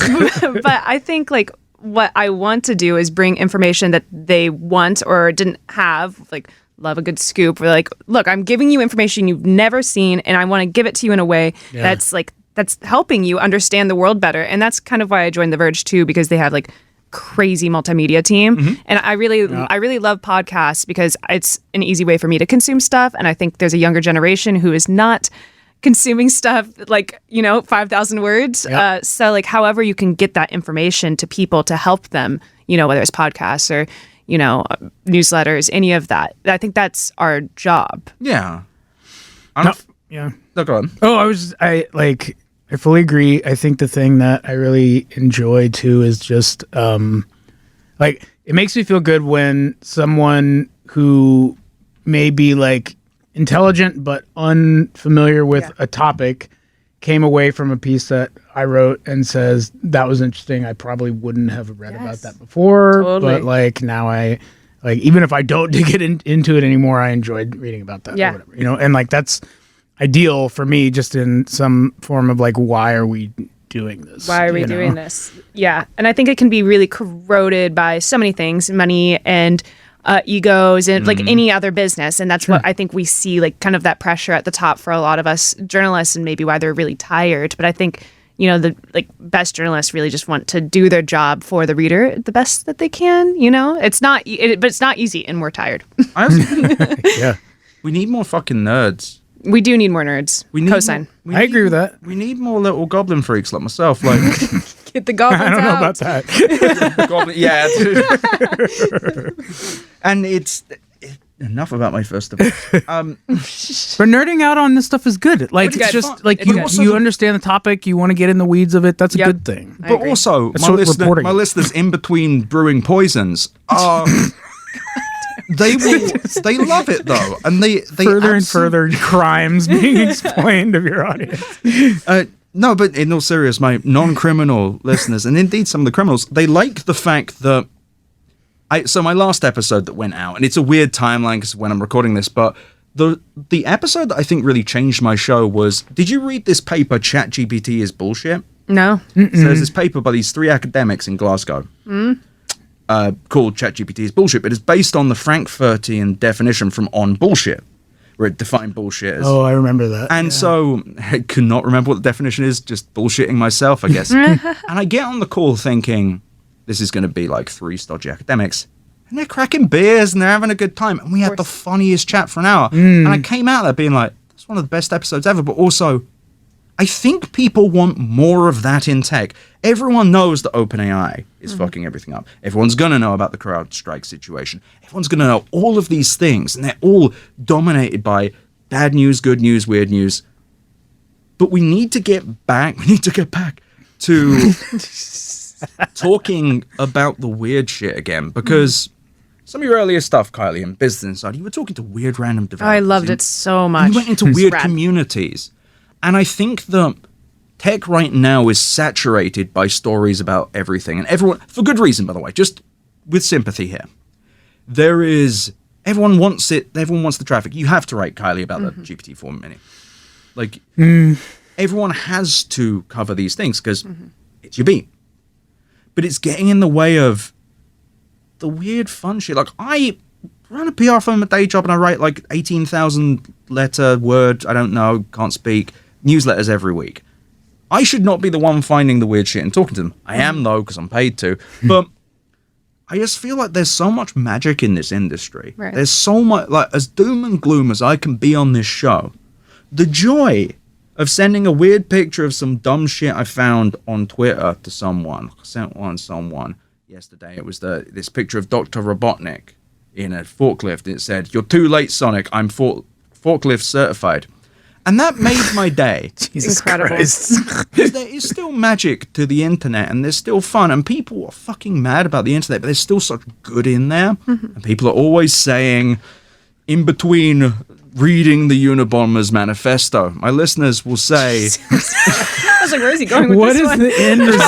I got close to Keep saying going, something there. I'm like, keep I don't know if I want to. No, but in between various crimes, just going to summarize there. My listeners, they also will say, I want something positive. And then I respond, I'm sorry. You need to find another show. Download another podcast. I'd say download it all in, but Oh, too far. Too far. Jason Calacanis, very damp. Anyway, dampness aside, the positivity is there, and I myself have found myself falling into this kind of, I don't want to say doomerism because I think it's a fucking stupid term, but there's doom and gloom that everything, and we do need to cover these companies messing up. But I think what the problem is, and where my anger comes from, and I think you'll share this, is all of the bad stuff's getting in the way of some really funny shit. TikTok and all of this needless xenophobia. But like, yeah, it's like we've got to ban TikTok because they're stealing data. They're like using data with our users. We only let American companies do that. Right. Right. But TikTok has given birth to some of the funniest and sweetest posts. There is a growing community of zoos on TikTok and Instagram, where it's just they put like a camera on a spoon and they feed like worms to Oh, lemurs. I've seen that. hell Those yeah. are good. And it's like, there is still magic. There's still joy within this industry. And I think that the return to blogging that I am so vociferously suggesting, and the wider Ed Zitron empire that I dream of one day, Right. is genuinely like a return to this kind of, I'm not seeing the movie, it's a return to this thing where we kind of need to stop mining this shit again. We need to get back to finding the quirky little startups that might die, but they're doing something interesting. Yeah. The weird, I think less the meme stuff. I actually think people who just cover memes all day should get a real job. Sorry. Someone's going to be angry at that. I get it. But like, it's less about internet culture and more just about the things being built there. The cool Totally. thing, the fact that you've still got a shit ton of open source software people who are just like, one of my early joys in tech was PlayStation Portable and the PlayStation Vita and the homebrew communities on them. Oh, hell yeah. Ray Wong, formerly of Imbus, got laid off. It's bullshit. Ray Wong's great. He was talking to me the other day about the PlayStation Portable and hacking that thing. It was so much fun. The earlier iPhones with is it Cydia, the homebrewing community. Oh, sure. And I remember GeoHot has now become a very weird guy. I mean, he was before. Oh, wait. but he did like an autonomous car startup. Okay. But these, I feel like, are the more worthy stories than everyone pursuing the same thing. And again, you're in a weird position, I get. No, I do think that there's an element of, I mean, honestly, there's corollaries in tech of like, oh, this person dropped this story, or like, this is, I mean, Twitter and media probably played into it for a while, but like a herd mentality around what people should be caring about or writing about. And like that, actually, like, even though I guess I have a beat, but also like I get away with pitching a lot of non-beat stuff. But I think the thing that maybe that keeps it interesting for me, but also I think can probably help just my job and maybe my career is like trying to zag when other people are going after zigging or Classic whatever. editor line. It's very, is that a fuck? Oh God, I sound awful now. You No. want to But, zig like, when everyone's zagging. Really, man. like genuinely watch where everyone's going and then like go pursue, not just for the sake of it, but because there's something interesting there, you know? And like, I think that can really, it can distinguish you just from a career perspective, but also just like find like shit that's different, because people get tired of like reading the same article from 5 different publications that are saying the same thing. Yeah. You know? No, totally. The reason I know Ed and Weinberger, shout out, is because I tweeted when I was in college, I want to write about weird software developer culture shit, and then he hired me that way. And then that's when I wrote a bunch of weird shit. I wrote about furries. That was awesome. I love those like niche communities. Oh, one of my first articles was about Tech Talk. So it was just like all of these technologists, aphorisms or whatever. What was this? It was a bunch of developers software developers who make informational or like parody TikToks about software development. It was Tech Talk. Got it. Yes, Tech Talk, like TikTok. It was actually in my pitch, like when I was my exam, when you get hired. Anyways, I think that's really important to find those like fun stories. Well, and like I imagine everyone in this room, and maybe if you are really into caring about tech, there was probably at least some time, and maybe still now, like where you enjoyed being a part of it or enjoyed understanding it, or like I definitely consider myself like a nerd at heart, and like grew up building computers. I don't know if I could do it now, but like I used to, and like it would. I'm sure it is. Like I'm sure with like even more now with fucking the YouTubes everywhere. But thermal paste is just that's what got me. Was that say again? Your thermal paste, you could just get. Oh, did you huff it just like I did? Yummy. But like, there's has to be an element of like caring about this stuff, enjoying this stuff. Yeah. Like, there's a reason why I still enjoy fucking around on the internet. Yeah. Like yes, I have criticisms of maybe like the homogenization of how products develop, because other companies are looking at how this person is doing it and we should have to do it like that. But you can still have fun on there, and you can still find stuff. And like, I agree that like trying to find more of that is not a bad thing. Totally. You know, I think the Times has got to bring back bits. Dude, that's where I started in 20. Do you know what Bits is? No, dude, Bits? 20. So I joined in 2014, and we used to have long before. Times in 2014. Yeah, dude. Oh my gosh. 10 years in June. It was 10 years. Nice. I'm a millennial, so I should be hopping around jobs, but it's good. 10 years at the time. I know. Now I can't leave. It was a blog. It was literally the Times had a tech blog called Bits, and it was kind of a function of like everyone's blogging at the time, and like, you know, we need to be blogging, and I'm not sure they got rid of it because I don't really know why, the exact reasons. Probably because it doesn't really fit their I think now it's like, and even now they're still in like a transition period where they're like, we do either huge heaves, or now they do like live blogs on like the big breaking thing they do, and like this sort of in between sort of things are going away, is what I'd say. The like 500 to 700 word articles they don't care about as much, and there's probably internet traffic reasons for that. There's probably just like what readers want from a Times article. But Bits was amazing because it was a blog where I could just dump random shit that we found interesting. And Bits, and the funny thing is I'm sure one of the arguments would be, well, real reporting, that's where we get things, Totally. right? Except if you remember, and I do because I'm 900 years old, I like to think Mike's age, there was this little guy called Evan Spiegel, who Nick Bilton, in a remarkable act of journalism, wrote about for the first time in Bits. It was like one of the first Snapchat articles was in Bits. Cool. That's funny. And it's like, guess what? When you have that flexibility, when you have a bit of fun with it, you find weird little Nepo baby freaks who make insanely unprofitable software.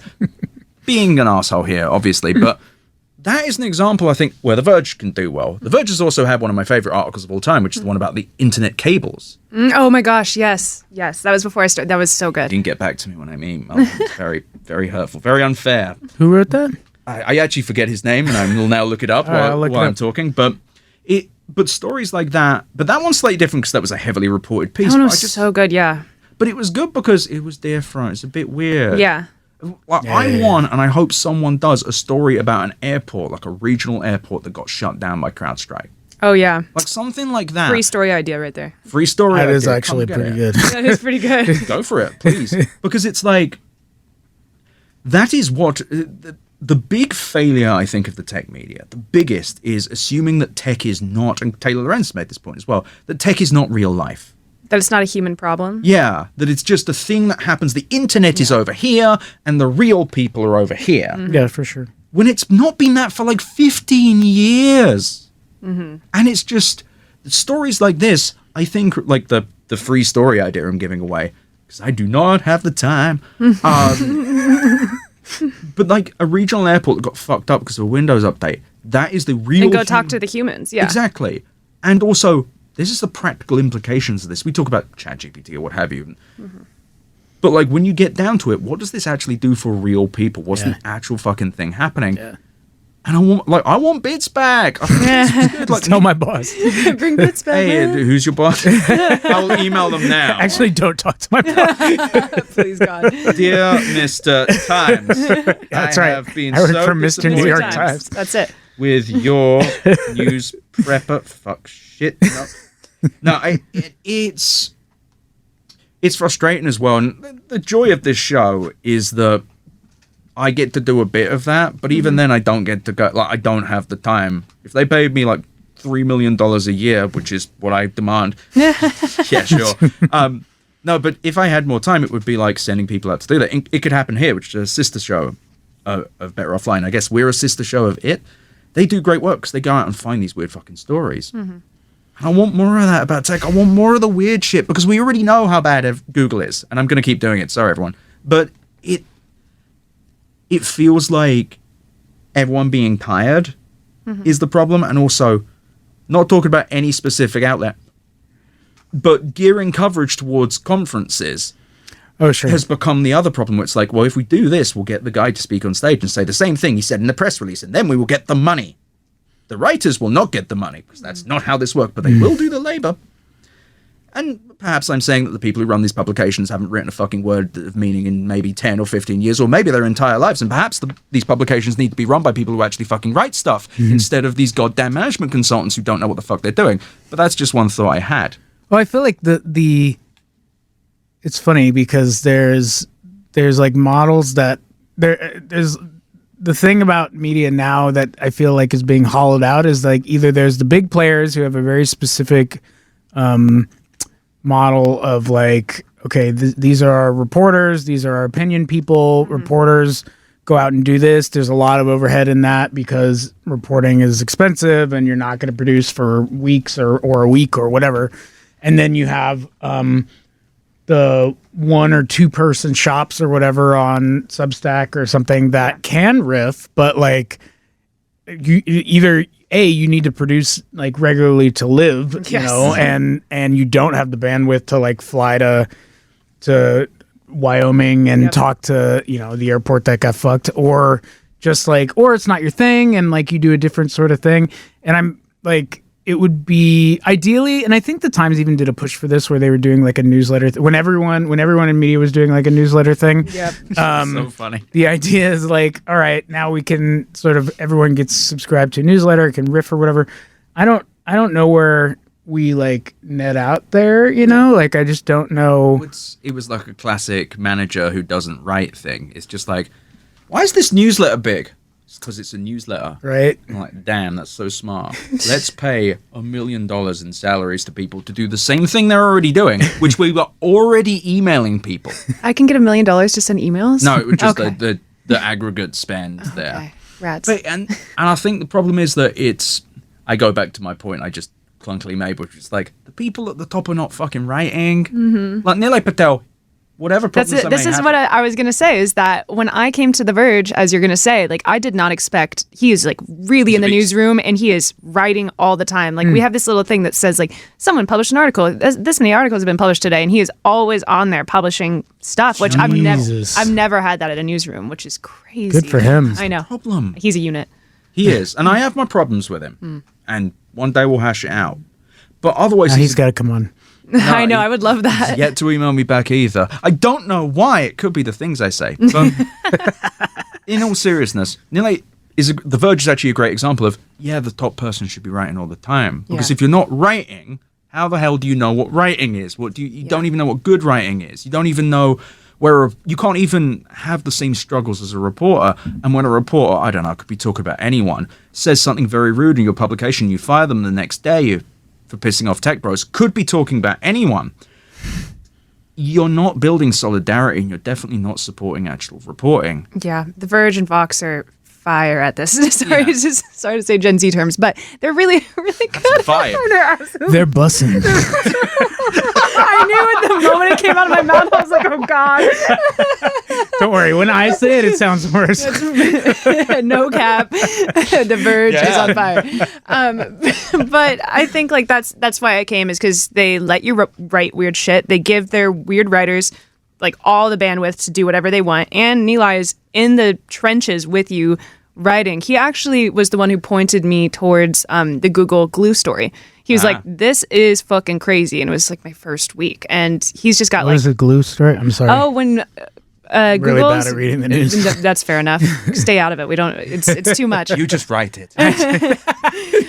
You remember Google AI overviews? Yes. If you said, Oh, the pizza thing. yes. Fuck yeah, that yes, was so the pizza good. glue story. And that was like, And then Katie ate one. yes, that was fucking awesome. But yeah, so having someone who's like in the trenches with you is so cool, because you get to learn from them, and he can tell me like, hey, like there's a story over there. I know it, you know? It's one of the reasons Weinberger was so good. Yeah. He didn't write once, and we're just shouting out Matt Weinberger the entire show, by the way. He did write. He did. Yeah. A little. He didn't Yeah. write enough. One of the greatest He was things, running so much.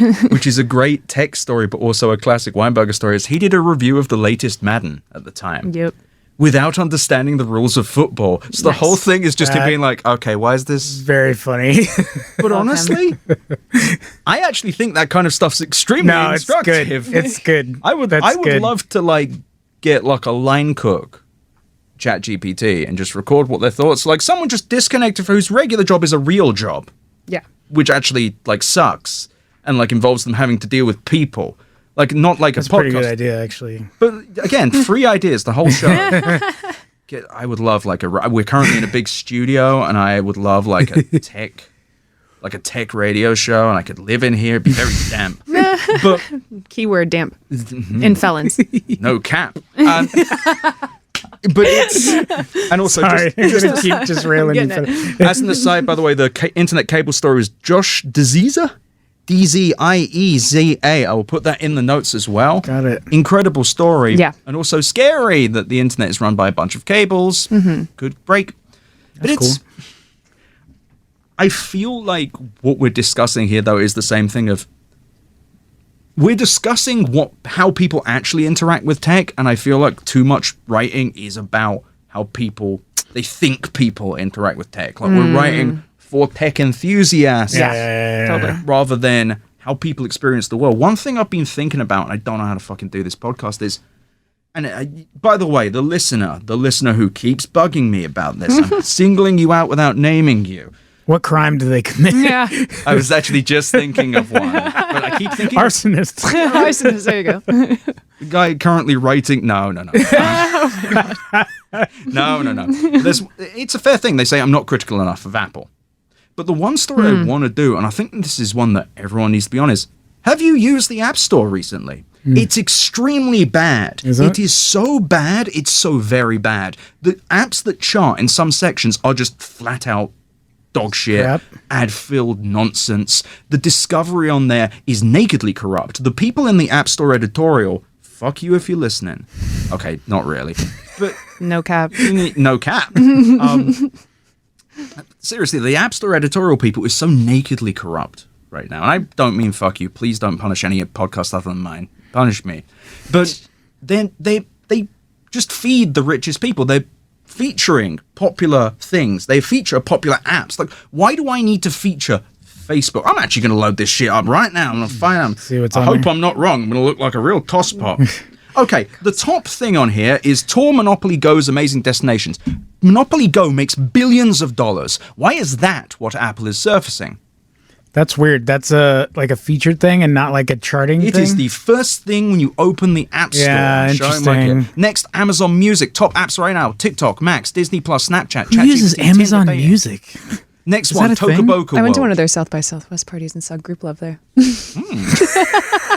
That's my only association. The most useful part of Amazon Music. It was awesome. Yeah, the most useful part of Amazon Music is an offline thing. Next thing up is Tokaboka World. That's they make at least $100 million a year. Next one up, Squad Busters, which is a game by Supercell.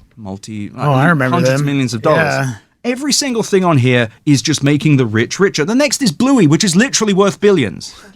Isn't that a dog? Little baby. I saw him. I saw Bluey at a Clippers game, drunk off his ass, leering at the cheerleaders. They kicked him out for being too drunk. Didn't even make it to the half. Fucking arsehole. Whoa. Anyway, Wow, Bluey. jokes about Bluey aside.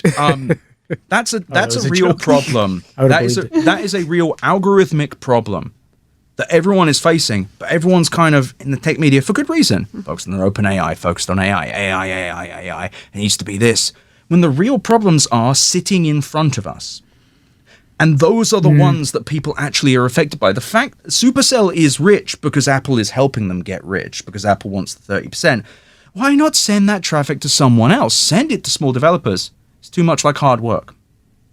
And it pisses me off because, well, everything pisses me off, I guess. Right. It pisses me off because it doesn't feel like the tech media is currently built to handle this. And I don't think it's even the fault of the writers. There needs to be an App Store reporter. How do we... What? They would. I mean, there's no. It's a $50 billion. There's no infrastructure. I mean, tell that to the media executives. Is what I'm trying to say. I'm not saying you're wrong. Yeah. Like what you're describing is the actual problem. Yeah. These executives don't want to invest in that. But if the argument is what's important, Yeah. then this is important. It's more important than anything else. Like Google search, App Store, these are the things that matter. But it feels like the media is engineered towards clicks, which is then engineered towards pleasing Google, who is currently fucking up the news media. Yeah. It's just we're in this weird cycle now. And I don't even think real people are on So that. over. It's really funny because I would always like very vociferously fight back against the like clickbait sort of argument, but like I think it's harder to defend against these days because of how traffic has declined and how like I do think metrics play a role across. Like every outlet has an SEO person who is like paying attention to what is trending or whatever, you know. And I don't think it's I will make the distinction that I don't think our outlet and I don't think most outlets are only driving traffic as the primary reason. Sure. But I do think because like, look, you have a mission, you have like a thing that your North Star of coverage should be, but like there is more awareness than there was 10 or 15 years ago of like what is happening traffic wise and what you should be thinking about. And that's a real thing. And you know what's also happening? Immediately after I stop talking, you're going to hear an advertisement. And when you hear that ad, you're going to be like, damn, that is so thematically relevant to everything Ed says.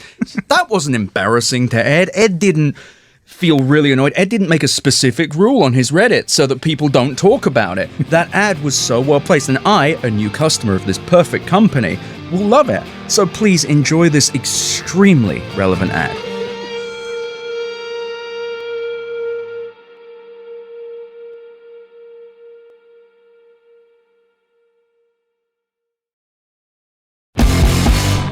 And we're back.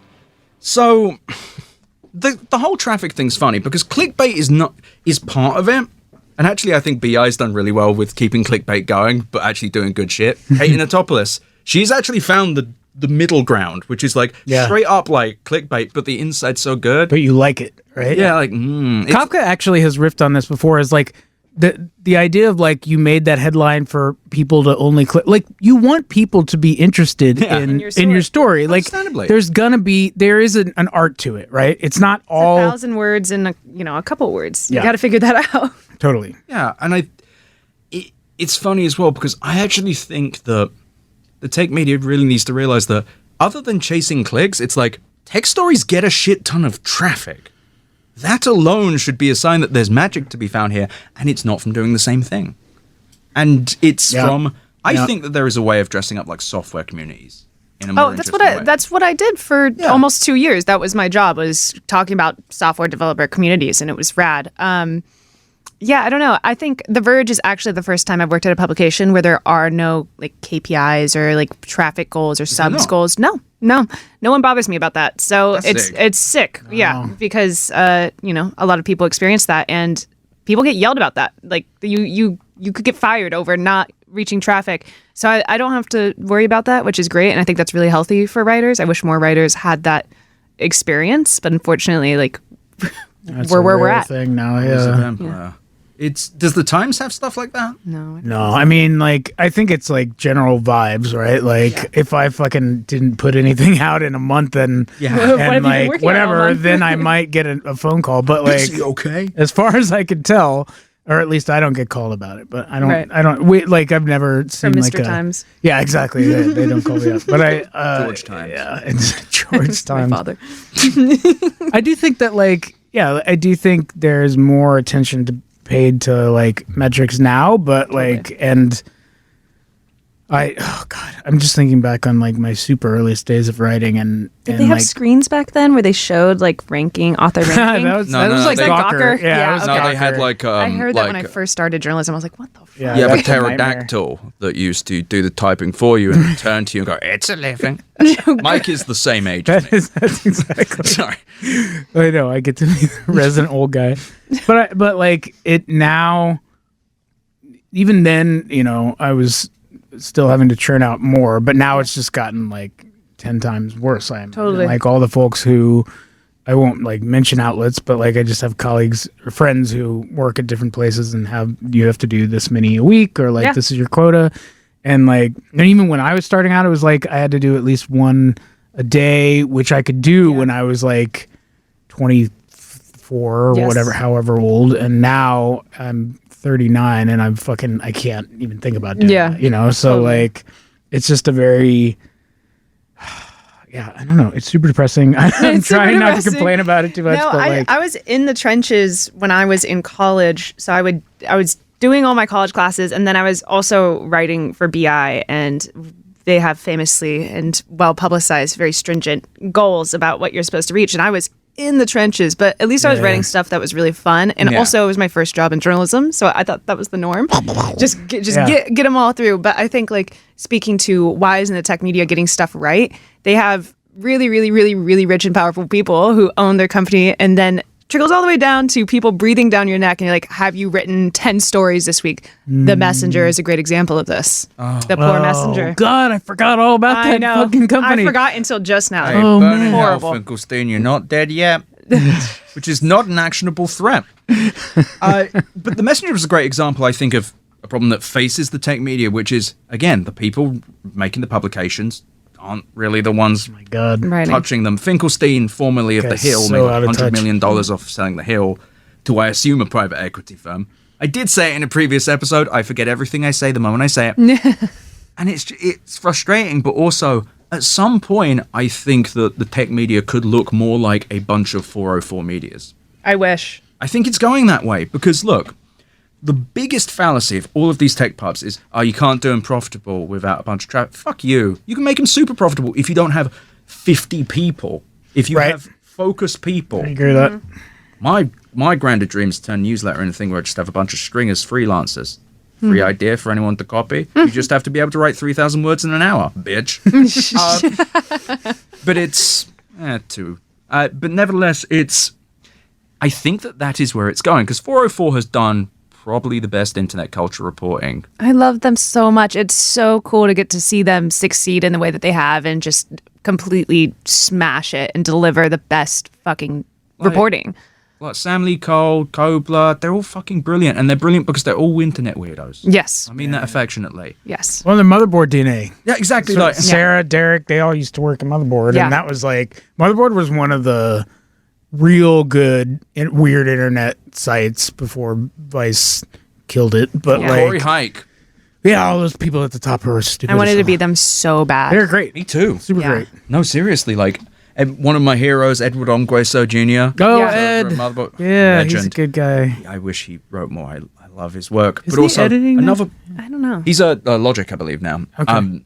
He's going to be on the next Better Offlive. Oh, that's cool. He's so cool. That's rad. But it's like, guys like that having an opportunity at a place like Motherboard is so good.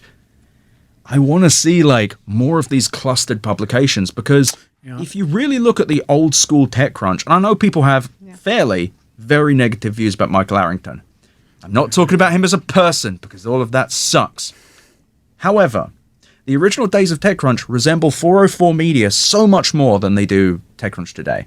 In that it was Michael Arrington, and there's a big myth that it's TechCrunch is very dry. No, it wasn't. It'd be like Michael Arrington going, "You'll never believe who I saw at the Melt." God, I forgot. No, the Creamery. The Creamery, which was like, there we go. Like a block, or the ghost of it is a block from here. And he would just hang out there, be like, "You'll never believe what I heard," and it's great. This is why I say gossip journalism, because this is what it is. It's pretty fun. It's what it was in the old days. Like, "Ooh, I've heard that Insight Partners is going to do this." Is Insight Partners? Is that one of the IVP? Insight, yeah. Is it? like Inside one of the Venture big Partners. VCs? He'd hear some shit, and that would be, and was even pretty Paul funny. Carr, who I think's 30, but even he did the same thing. Sarah Lacey, but it's okay. That's a bit mean. She did some good shit back in the day, but nevertheless, She did a really good book, actually. The Once You're Lucky, Twice You're Good. You should read that. It's very. that's the thing. I shouldn't have done I the need to. font. I need to No, learn way more about this old school. Oh yeah, I don't no, want to call it really old good. school. It's Good.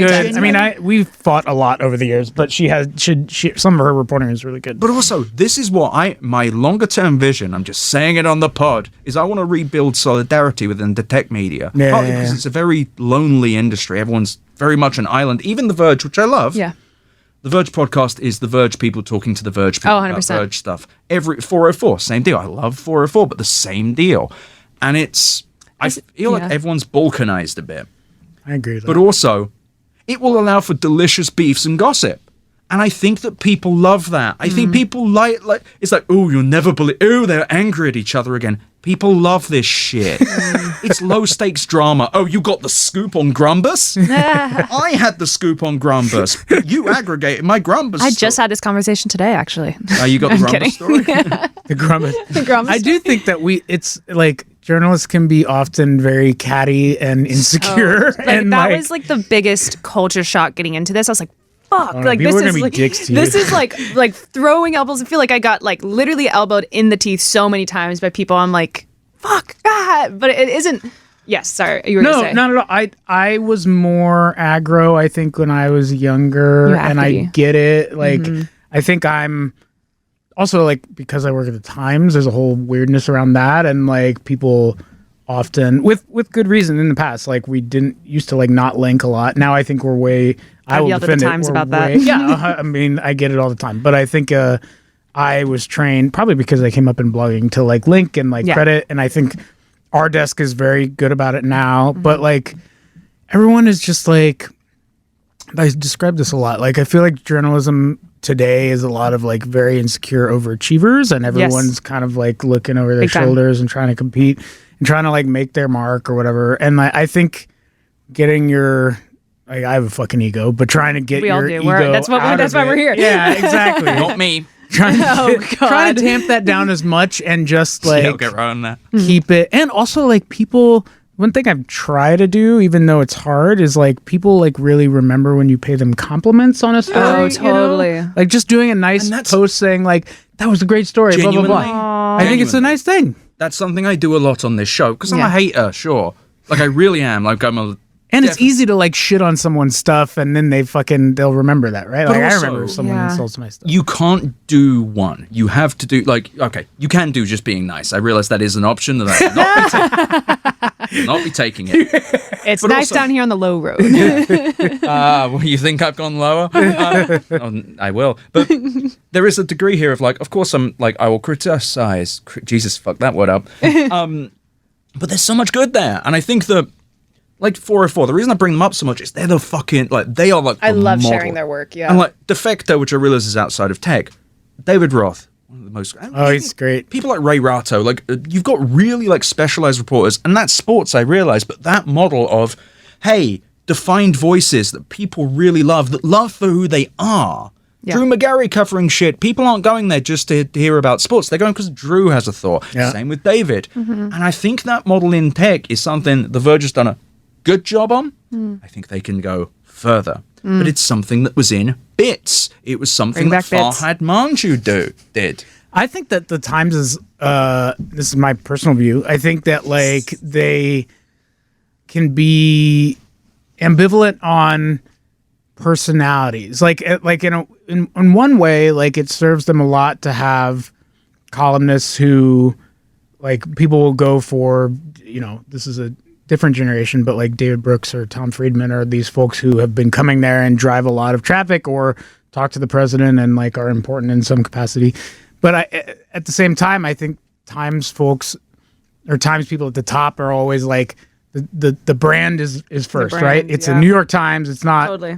Mike Isaac at the New York Times or Yes. something, right? And like I do think there's a tension there, but in this one thing they I think have expressly said outwardly is like in an age of AI producing mountains of bullshit, one advantage we might have is knowing that our reporters are people and explaining that they have expertise and like going into them. So like I do think there's like a tension there. I would love if they let us be a little more free, but Totally. like that is I the don't know. tension, and we all see it, and I think that's kind of what you give up for the Times. Is I what agree it with that, seems yeah. like as the outsider. It's like, okay, if you want to work for the Times, you're gonna have to give that up, and it's not just the Times. There's like, like A lot of places. a lot of the top publications. You're not gonna have that voice because of what they do. It's different. What's funny, though, is I'm old enough to remember that this was the model.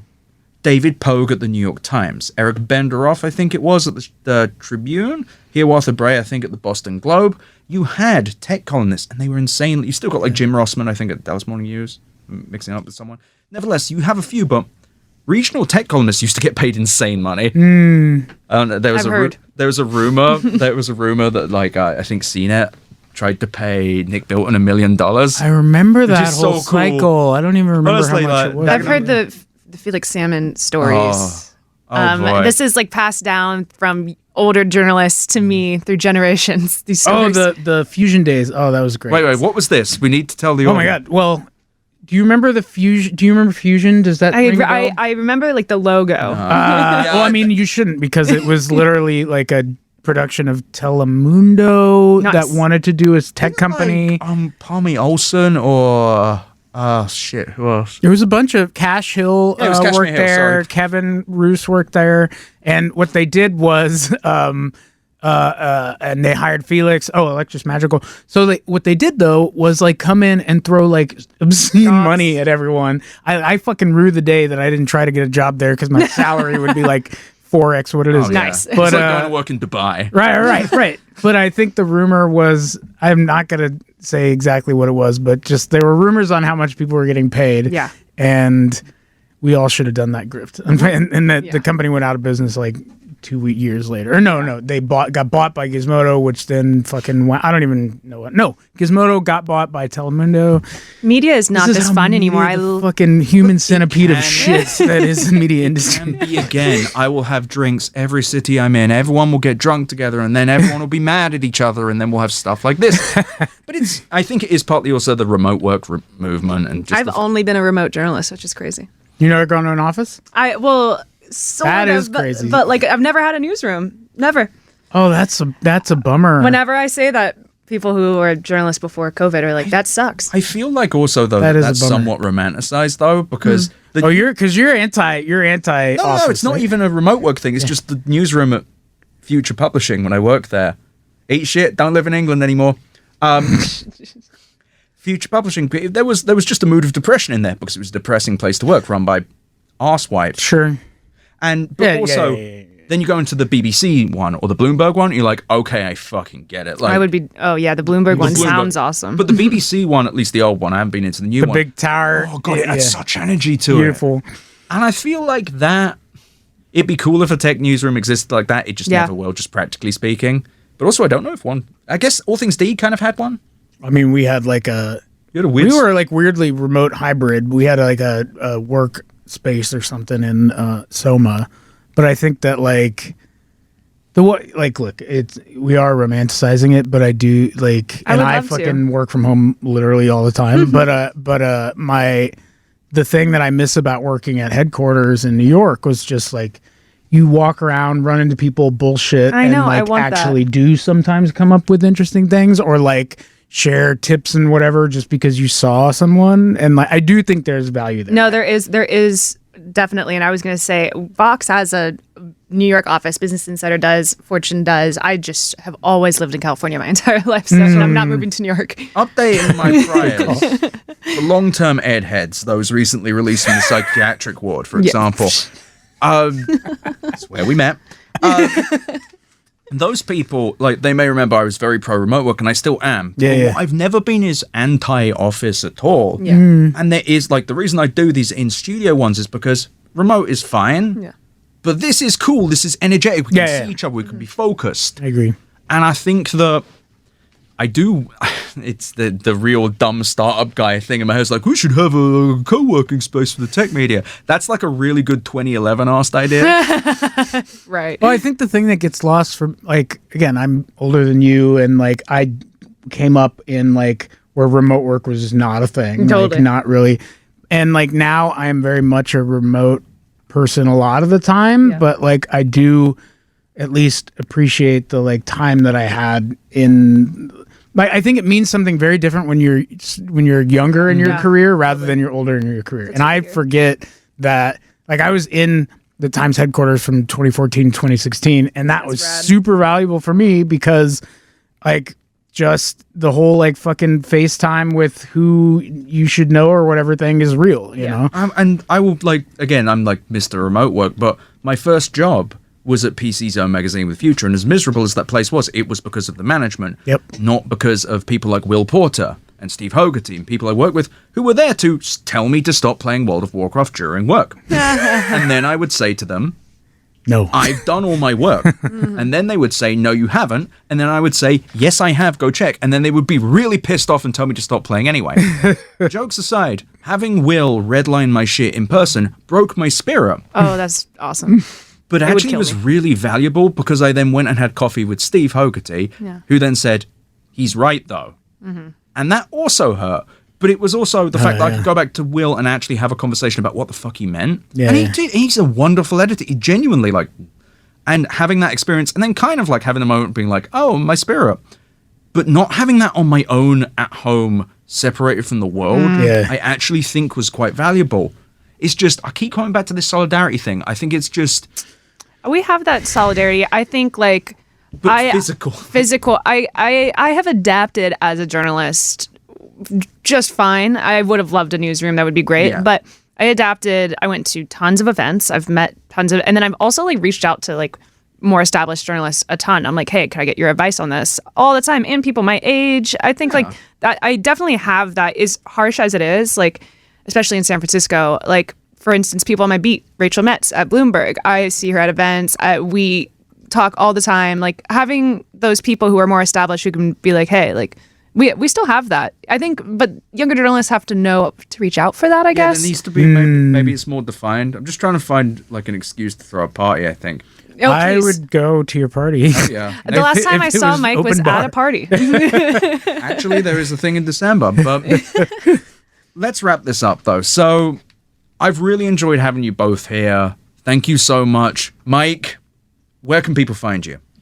I work. I mean, I'm writing occasionally at the New York Times, where I work for my full-time job, and then on Twitter, but more on Instagram too now. Just like Google my name, and then you can find all my shit. Also, Also, Mike- I wrote a book, which if I would love to plug. It's called Super Pumped: The Battle for Uber, and if you don't like reading, you can watch the show, which is on love the Netflix. show. Oh, right I on. love the show. Right on. Thank you. Very cool. Yeah. I'll just say I love that show so much because I had such a huge crush on Joseph Gordon-Levitt when I was growing up. And then I also didn't know Travis Kalanick was such a dick. That show is awesome. Thank you for watching. That show's And awesome. JGL is also a lovely human being. By the Oh way. my God. I love him so So you oh. can be doubly secure in your crush. My only So problem good. with that show was it felt like they cast the wrong guy as Travis. Oh, I know, It's I like, remember forget yours. who the guy. There's a guy who just looks exactly like Travis Kalanick who plays like Bill Gummins. Oh yeah, they. Yeah, it's it was just like- funny. A he lot just of looks Uber exact- employees were like, they should looks have Kyle exactly- Chandler as Anyway. So good. I ate that up. Where can Okay. people find you? You can find me on Twitter, X, at Kylie Bites. I'm on Threads at Kylie.Robison. Not Robinson with an N in the middle. No N. And then I write for The Verge full-time about AI and tech stuff. And you can find me, of course, on the Better Offline podcast, Ask Your Parole Officer, and they'll allow you to listen to one podcast. I'm so sorry. I promise I don't think all of you are criminals. I love you all. I'm saying it like I love you all, like The Menu, if you remember that. I don't know if they let you watch that for the clink, but thank you so much for listening, everyone. BetterOffline.com. You'll then get the same liner that plays after every episode. Thank you for listening.